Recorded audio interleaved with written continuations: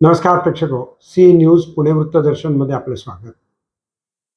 महाराष्ट्राच्या विधान परिषदेवरती पाचव्यांदा डॉक्टर नीलम गोरे यांची निवड त्यांच्या पक्षानं केली. त्याचे शपथविधी सोहळा काल अतिशय दिमागदार पद्धतीनं करण्यात आला. त्याकरता देवेंद्र फडणवीस हे बुलेटवरून त्या ठिकाणी गेले होते. नीलम गोरे यांचे जीवन अतिशय समर्पित भावनेनं त्यांनी महिलांच्या विकासाकरता दिल्याचं आपल्याला जाणवतं. त्यांचे वडील डॉक्टर दिवाकर गोरे हे मोठे शास्त्रज्ञ होते आणि बायफमध्ये आत्ता भारत देशामध्ये जी आपल्याला दुधाची क्रांती दिसते ती क्रांती होण्याकरता त्यांनी मोठ्या प्रमाणामध्ये काम केलं. या सर्व गोष्टींचा जर विचार केला तर त्यांची आई लतिका गोरे या देखील मोठ्या सामाजिक कार्य करणाऱ्या होत्या. पुण्यामध्ये महिलांनी एकत्र येऊन काही औद्योगिक कार्य करावं याकरता त्यांनी कर्वे रोडला एक संस्था देखील स्थापन केली. नीलम गोरे यांना महाविद्यालयीन जीवनापासून नेतृत्वाची आवड होती.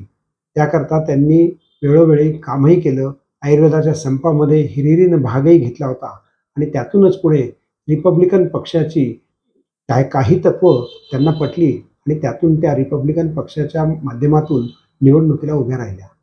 पुढे त्यांनी अनेक पक्षांमधनं अंदाज घेतला, पण त्यांना शेवटी बाळासाहेब ठाकरे यांच्यावरती दृढ विश्वास वाटला आणि त्यांनी बाळासाहेब ठाकरेंच्या शिवसेनेमध्ये प्रवेश केला आणि अल्पावधीतच त्यांना विधान परिषदेची संधी दिली. सातत्याने केलेल्या कामामुळे त्यांना विधान परिषद ही कार्य करण्याकरता एक अतिशय वेगळी अशी जागा त्यांनी महिलाच असल्या तरी निर्माण करून दाखवली आणि महाराष्ट्रातल्या बलात्कारित, पीडित, वंचित महिलांना न्याय देण्याचं काम त्यांनी करतात. जाणून घेऊयात डॉक्टर नीलम गोरे. मी नीलम लतिका दिवाकर गोरे विधान परिषदेचे सदस्य म्हणून निवडून आले असल्याने ईश्वर साक्ष शपथ घेते की कायद्याद्वारे स्थापित झाले आहे अशा भारतीय संविधानाबद्दल मी खरी श्रद्धा व निष्ठा बाळगेन. भारताची सार्वभौमता व एकात्मता उन्नत राखीन आणि आता जे कर्तव्य मी हाती घेणार आहे ते निष्ठापूर्वक पार पाडेन. आज छत्रपती संभाजी महाराजांची जयंती आहे. तर छत्रपती शिवाजी महाराज, संभाजी महाराज, हिंदू हृदय सम्राट, शिवसेना प्रमुख बाळासाहेब ठाकरे, धर्मवीर आनंदजी दिघे, डॉक्टर बाबासाहेब आंबेडकर यांना मी अभिवादन करते आणि आमचे मुख्य नेते एकनाथजी शिंदे आणि मुख्यमंत्री देवेंद्र फडणवीस यांचे आभार मानते. धन्यवाद.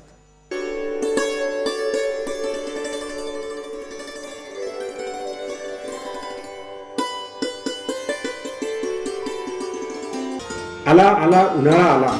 आता आपल्या प्रकृतीची काळजी घेण्याकरता युनायटेड फार्मसीचा गुलकंद उपलब्ध झाला.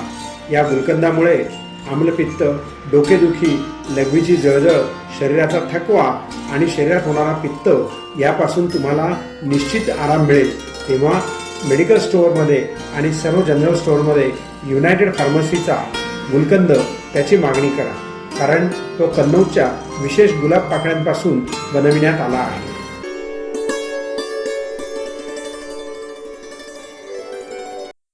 पुण्याहून जाणारा पालखी मार्ग हा पंढरपूरला जातो. त्यामध्ये संत ज्ञानदेव आणि तुकाराम महाराज यांच्याही पालख्या जातात. त्या जात असताना त्या मार्गावरती सोयी सुविधा, रस्ता रुंदीकरण, अनेक गोष्टींची माहिती गेल्या अनेक वर्षापासून वर्तमानपत्रातून छापून येत असते आणि महाराष्ट्रातल्या संत परंपरेमध्ये पाईक असणाऱ्या वारकऱ्यांना त्या सुविधा मिळण्याकरता अनेक शासकीय यंत्रणा आणि स्वयंसेवी संस्था काम करत असतात.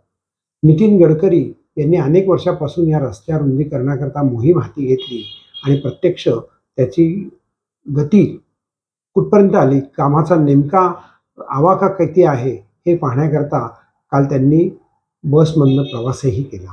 जाणून घेऊयात पुणे वृत्तदर्शनशी त्यांनी दिलेली ही माहिती. दुसरं आता biotechnology productivity of biomass which contain can be more useful for making methane from. म्हणजे मिथेनमधून आपण बायोसीएनजी काढतो ना, ते जनरेट करणारं बायोमास तयार करणं, जर कागद तयार करणं त्याच्यामध्ये हे सध्यात जाणार आहे. भविष्य वाईटच आहे, चांगलं नाही. भविष्य तरी शब्द लागतो.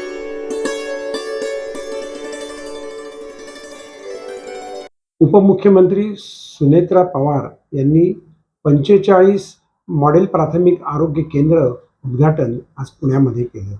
जाणून घेऊयात या केंद्राविषयी.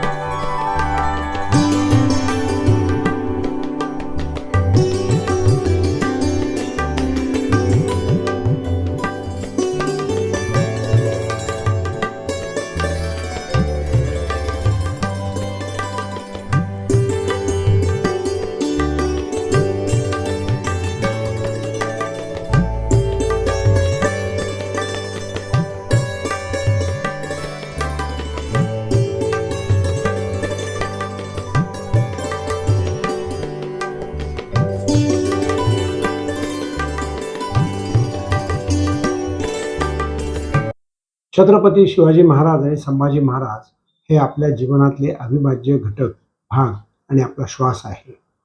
काल पुण्यातील फडक्या उद्यामध्ये एक असाच भव्य दिव्य समारंभ त्या ठिकाणी करण्यात आला आणि ते करण्याकरता तरोडे कुटुंबीय अग्रेसर होतं. त्यांच्या मार्गदर्शनाखाली आणि त्यांच्या इतर सर्व सहकाऱ्यांनी मिळून हा कार्यक्रम अतिशय चांगल्या प्रकारे केला. आपण जाऊयात आता फडके हौद या ठिकाणी, जो शिवशाहीचा मोठा कार्यक्रम झाला आणि ज्यातून आपली महाराष्ट्राची भव्य दिव्य संस्कृती दिसली, पोवाडे दिसले, शाहिरी दिसली. आनंद घेऊयात. जाऊयात आपण फडके हौद.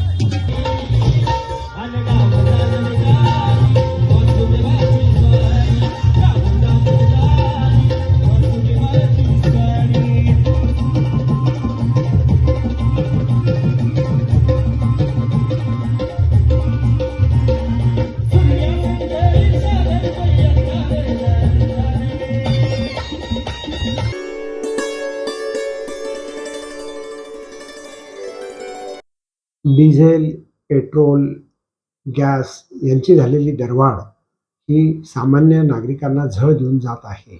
त्याचा निषेध करण्याकरता म्हणून काँग्रेसच्या वतीनं स्वाती शिंदे यांच्या नेतृत्वाखाली आज एक आंदोलन करण्यात आलं. या आंदोलनात त्यांनी महागाईच्या संदर्भामध्ये विशेष नागरिकांना महागाईच्या संदर्भामध्ये त्यांनी जनतेची भावना त्या ठिकाणी व्यक्त केली. महागाई वाढवणाऱ्या सरकारचा धिक्कार असो. महागाई वाढवणाऱ्या सरकारचा धिक्कार असो. अरे मोदी सरकारचं करायचं काय? खाली डोकं वर पाय. मोदी सरकारचं करायचं काय? खाली डोकं वर पाय. पेट्रोल डिझेल वाढवणाऱ्या सरकारचं करायचं काय? खाली डोकं वर पाय. पेट्रोल डिझेल वाढवणाऱ्या सरकारचं करायचं काय? खाली डोकं वर पाय. आणि मोदी सरकारचा धिक्कार असो. धिक्कार असो. धिक्कार असो. महागाई वाढवणाऱ्या सरकारचा धिक्कार असो. धिक्कार असो. धिक्कार असो. महिला काँग्रेसचा जय असो. महिला काँग्रेसचा जय असो. जनता त्रस्त. मोदी मस्त. जनता त्रस्त. मोदी मस्त. जनता त्रस्त. मोदी मस्त. जनता त्रस्त. मोदी मस्त. डिझेल वाढ करणाऱ्या मोदी सरकारचा धिक्कार असो. पेट्रोल डिझेल वाढ करणाऱ्या मोदी सरकारचा धिक्कार असो. अरे धिक्कार असो. धिक्कार असो. मोदी सरकारचा धिक्कार असो. अरे धिक्कार असो. धिक्कार असो. मोदी सरकारचा धिक्कार असो. अरे धिक्कार असो. धिक्कार असो. मोदी सरकारचा धिक्कार असो. अरे पेट्रोल डिझेल वाढ करणाऱ्या मोदी सरकारचा धिक्कार असो.